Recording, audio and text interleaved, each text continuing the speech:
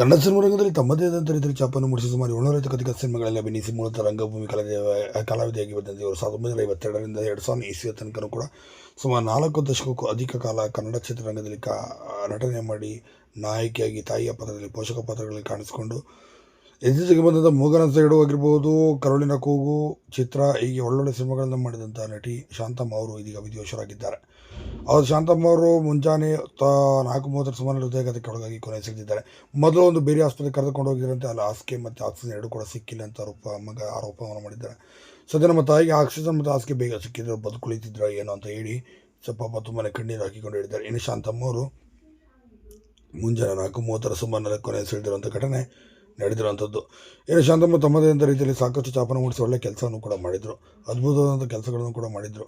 ಇನ್ನು ಸಾಕಷ್ಟು ಸಿನಿಮಾಗಳಲ್ಲಿ ಕೂಡ ಅಭಿನಯ ಮಾಡಿದರು. ಇಂಥ ಅದ್ಭುತವಾದಂಥ ನಟಿ ತಮ್ಮ ಪುತ್ರ ಹಾಗೂ 2 ಮೊಮ್ಮಕ್ಕಳನ್ನು ಬಿಟ್ಟು ಅಗಲಿದ್ದಾರೆ. ಏನೇ ಇರಲಿ, ಅವರ ಆತ್ಮಕ್ಕೆ ಶಾಂತಿ ಸಿಗಲಿ.